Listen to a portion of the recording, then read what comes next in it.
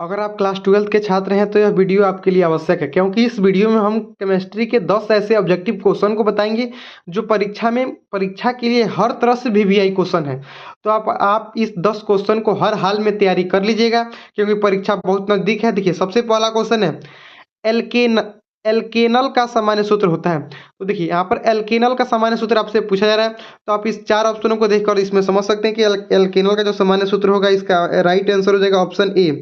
Option a is the right. Alkenal का सामान्य सूत्र CnH2n+1 ओ होता है। CnH2n+1 ओ होता है, आपको याद रखना है एल्केनल। अब देखिए आगे, निम्न में कौन ऑक्साइड लौह चुंबकीय प्रदर्शित करता है? निम्न में कौन सा ऑक्साइड लौह चुंबकीय प्रदर्शित करता है? तो इस क्वेश्चन का आंसर आप याद रखते हैं CrO2 chromium oxide. CrO2 chromium यहाँ देखिए दो है, तो क्रोमियम डाइऑक्साइड आपको याद रखना है इस क्वेश्चन को। CrO2 जो होता है लौह चुंबकीय प्रदर्शित करता है। देखिए अगला क्वेश्चन, बेंजीन का अणु सूत्र होता है। तो बेंजीन का अणु सूत्र आपको पता होना चाहिए कि C6H6, ऑप्शन बी हो जाएगा।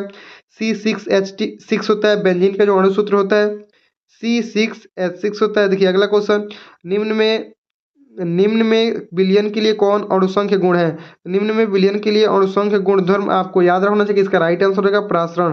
प्रासरण होता है, आपको याद कर लेना इस क्वेश्चन को। देखिए अगला क्वेश्चन, वात्य भट्टी में निम्नलिखित में किस ऑक्साइड का अपचयन होता है?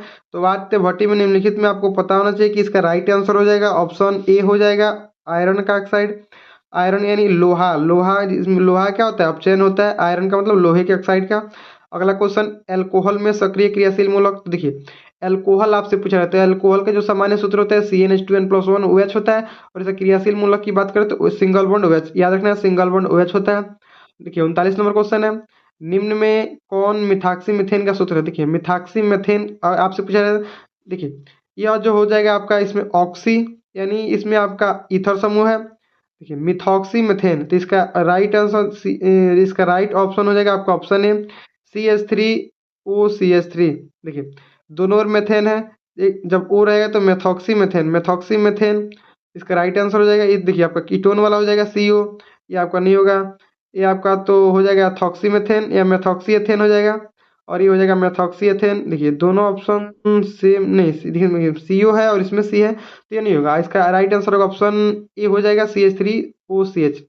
अगला क्वेश्चन, खनिज जिसे धातु का निष्कर्षण होता है, क्या कहा जाता है? तो वो खनिजों से जिस धातु का निष्कर्षण होता है उसे याद रखना कि आप ऑप्शन ए हो जाएगा, अयस्क होते हैं, अयस्क। अगला क्वेश्चन, आदर्श विलयन का निम्न में कौन सा गुण होता है? आप तो आदर्श विलयन का गुण आपने पढ़ा होगा कि यह राउल्ट के नियम का पालन करता है। देखिए आदर्श विलयन राउल्ट के नियम का पालन करता है। इसका राइट आंसर, आप अपने आप को ऐसा बनाइए कि क्वेश्चन क्वेश्चन पढ़ते ही आपको आंसर का पता लग जाना चाहिए। देखिए आपने पढ़ा हो कि राउल्ट का नियम आदर्श विलयन का पालन करता है, तो यह देखिए राइट है। अगला देखिए, निम्न में कौन कथन सही है? इसमें आपसे सही कथन पूछा है। देखिए यहाँ 4 कथन दिए गए हैं, इन चारों कथन में आपको सही कथन बता। देखिए पहला कथन, सभी खनिज अयस्क होते हैं। दूसरा कथन है, सभी खनिज अयस्क होते हैं। सभी क्षार भस्म नहीं है, इनमें से सभी। तो देखिए इसका जो राइट आंसर हो जाएगा ऑप्शन ए हो जाएगा, सभी अयस्क खनिज होते हैं। देखिए जब आप पढ़ते हैं तो सबसे पहले अ आ पढ़ते हैं, उसके बाद क ख ग घ, तो अ आ उसके बाद क, अ आ अ याद रखना है, फिर ख अ ख अ ख अ ख, सभी अयस्क खनिज होते हैं। तो ये 10 क्वेश्चन जो आपने देखा ऑब्जेक्टिव क्वेश्चन थे, जो परीक्षा के लिए VVI क्वेश्चन है, तो आप इस क्वेश्चन को याद कर लीजिएगा। तो आज के लिए इतना ही, फिर मिलेंगे किसी नेक्स्ट वीडियो में, तब तक के लिए बाय।